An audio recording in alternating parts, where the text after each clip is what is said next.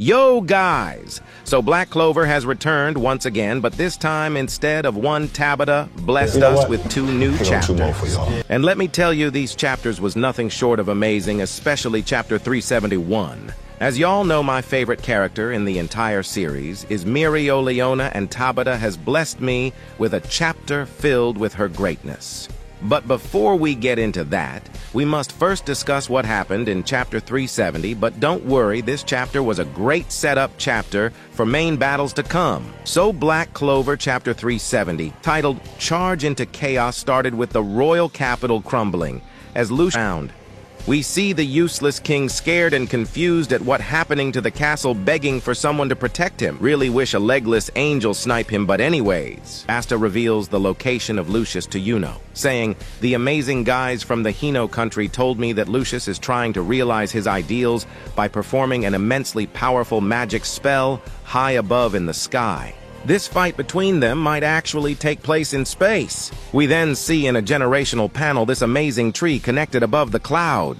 This tree is giving me vibes from the Erd tree from Elden Ring, one of the greatest game of all time, by the way. Clover Citizen then asks if this is the end of the world. Meanwhile, other captains surprisingly want all the smoke. Rill just want to paint it. William says no matter what, he'll protect this country, and Charlotte says she can't die yet. While Asta and Yuno try to find the real Lucius through all the clones, we get hit with a flashback of Ryu saying there are two people seen by Lucius as a potential threat who could defeat him. And they are none other than my goats Asta and Yuno. They try charge through Lucius clones but fail, while Lucius mocks Asta and Yuno for not being able to get through the wall of clones. However, we see in multiple double spreads the Black Bulls pulling up against multiple clones. Gosh. Tabata really gave this man so much aura here. Against a clone along with Rill. Gray and Vanessa against one clone, while we see Big Booty Noelle still throwing hands with her mom. Gordon, Charlotte, and William against one clone. Ichika, Yami, and Nacht against Morgan and a clone. And finally, Henry, Luck, and Magna against a clone in the Raging Black Bull. At the end of this chapter, we see Asta and Yuno Blitz pass all the clone to head towards the real Lucius, all the way up in the heavens. As I said, this was just a setup chapter for the fights to come, but don't worry, next chapter, we get to see Mereoleona greatness.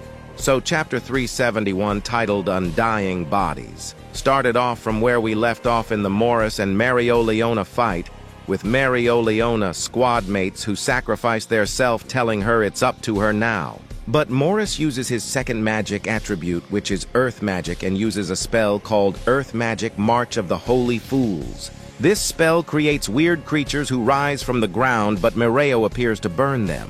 Morris says he sympathizes with Mereo, aiming for greatness at the expense of the incompetent, which he is referring to her dead homies in the Crimson Lion.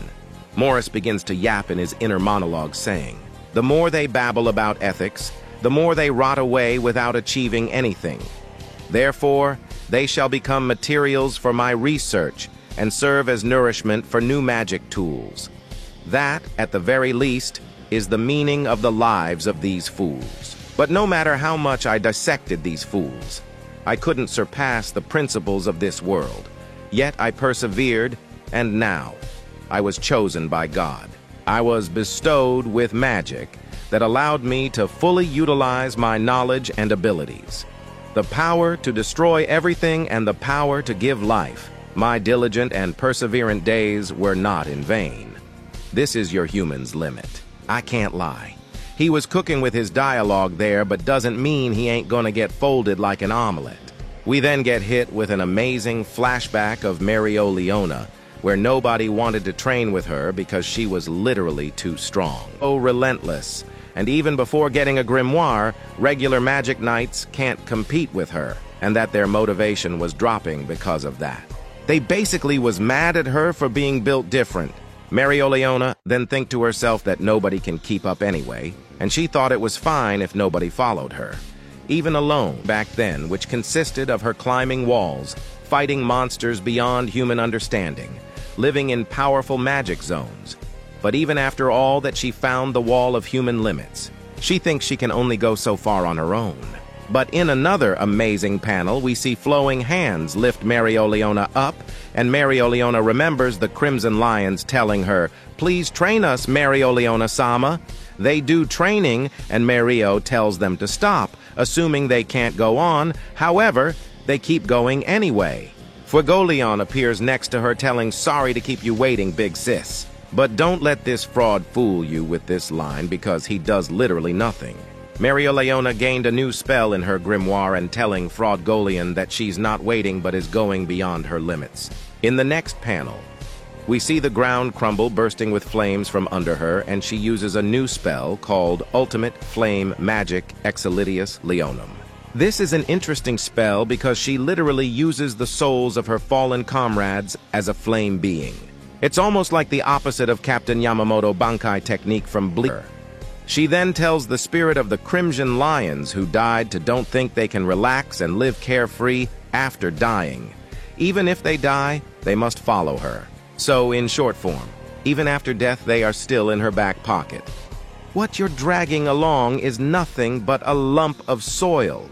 We then see Mereoleona and her minions started beating the brakes off Morris. Morris then realized that he cannot break Mereoleona body down since she no longer has a body, since all of her body is mana now. So basically, she has transcended mana and became mana itself. At this point, she became the second strongest captain behind Yuno and a top 5 strongest character in the entire series, only behind Lucius, Asta, Yuno, and potentially Aesir, depending on what her second attribute is. Morris is then in panic mode.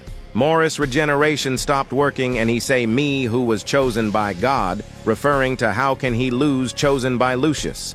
In the final panels, Mereoleona say she don't care about God, but this will be a source of encouragement for humans. It's what she desires. In the final panel, we see Mereoleona punches Morris literally out of existence. These chapter made me remember how hard Black Clover fights be going when Tabata is locked in. Overall, I would give these chapters ways. That's all from me. I may make a theory later talking about what could be the use of the tree for Lucius and how the final saga will go from here on out. Don't forget to like and subscribe for more anime and Black Clover content. See ya.